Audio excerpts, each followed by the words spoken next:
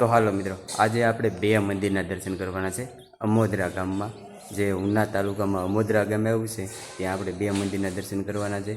રાંદલ માતાજીના જે ગામમાં મંદિર આવ્યું છે, અને દડવા રાંદલ માતાજીના જે ગામની બહાર નદીના કિનારે આવ્યું છે. બે મંદિરના દર્શન કરવાના છે, એટલે વિડીયોમાં બના રહેજો અને વિડીયોને લાઇક શેર અને ચેનલને સબસ્ક્રાઈબ કરી લેજો.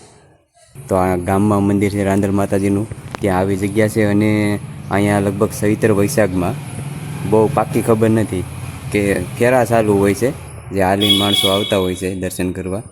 રવિવારે એ ફેરા ચાલુ હોય છે, ચૈત્ર વૈશાખના સમયમાં લગભગ ચાલુ હોય છે. બહુ પાકો અનુભવ બહુ નથી, પણ ચૈત્ર વૈશાખના આળાગાળામાં અહીંયા ફેરા ચાલુ હોય છે આ મંદિરે.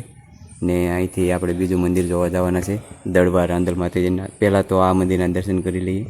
હાલો તો તમને માતાજીના દર્શન કરાવું. જો કે અત્યારે તો તાળું મેરેલું છે.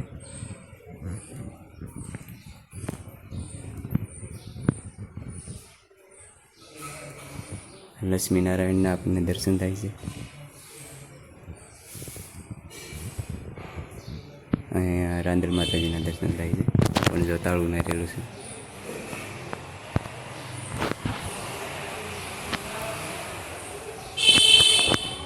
અને ખોડિયાર માતાજીના પણ આપણને દર્શન અહીં થાય છે.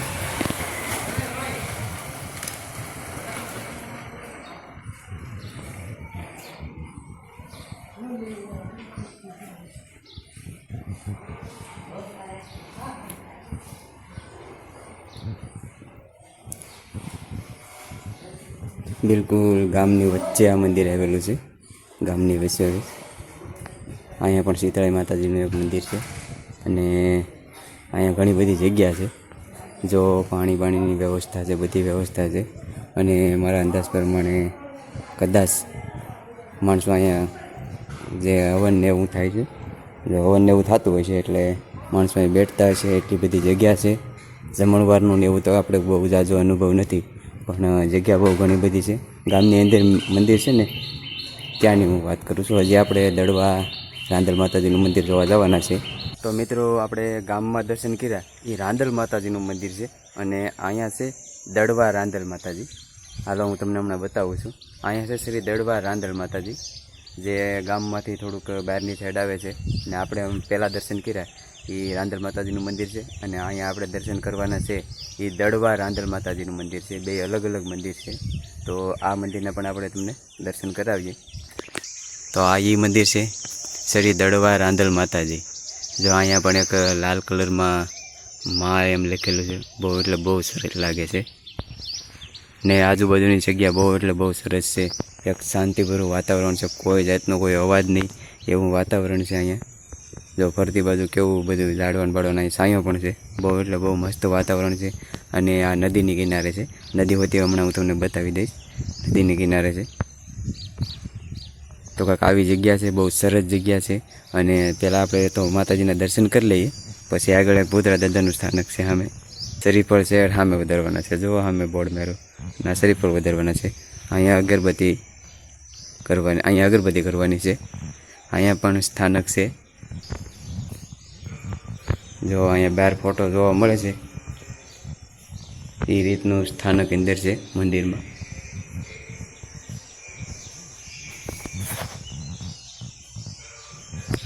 આ રીતનું મંદિરમાં સ્થાનક છે રાંદલ માતાજીના. બધાય દર્શન કરો મારા સૌ સબસ્ક્રાઈબર. અને અહીંયા ગણપતિ દાદાનું સ્થાનક છે, અહીંયા હનુમાન દાદાનું સ્થાનક છે. તો આપણે હવે અહીંથી ભૂતરા દાદાના દર્શન કરવા લઈ જાઉં તમને.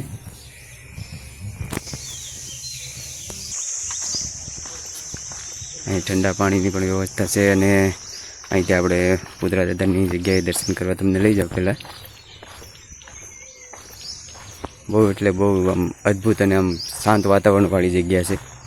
મને તો પર્સનલી બહુ પસંદ આ જગ્યા આવી છે, કારણ કે કોઈ જાતનો કોઈ અવાજ નથી, એવી સરસ જગ્યા છે.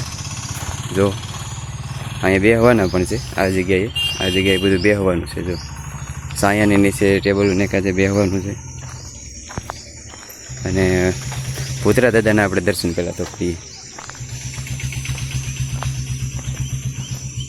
હજી ઝાડવાનું બાવડું એવું સોંપવાનું ચાલુ છે આ બધે. જો આ ઝાડવા મોટા થઈ જાય ને એટલે આ જગ્યા બહુ સરસ થઈ જાય. થોડો ઘણો સાયો ઓછો છે ને એ ઓછો સાયો કમ્પ્લીટ થઈ જાય એમ.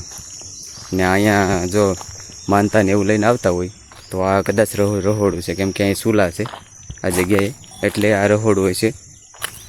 અને અહીંયા ભૂતરા દાદાના દર્શન તમને કરાવી દઉં. અહીંયા ભૂતરા દાદાની જગ્યા છે.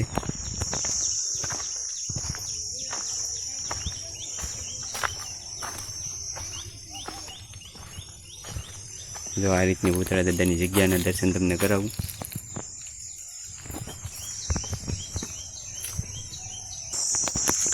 તો આ સેટેથી મંદિરનું વ્યૂ કાંઈક આ રીતનું જોવા મળે છે. બહુ એટલે બહુ સરસ જોવા મળે છે. નદીની કિનારે છે આ, એટલી બધી જગ્યા છે. જો આપણે અહીંયા ભૂતરા દાદાના દર્શન કર્યા ને સેટેથી બહુ એટલે બહુ સરસ જોવા મળે છે. અને આ મેં તમને કીધું નદી બતાવું, આ નદી છે. અત્યારે તો ઉનાળાનો સમય છે, બાકી આ નદીમાં બધેથી પાણી જતું હોય, ચાલુ હોય આ નદી. આવા નવા વિડીયો જોવા માટે લાઇક, શેર અને સબસ્ક્રાઈબ પણ કરી લેજો.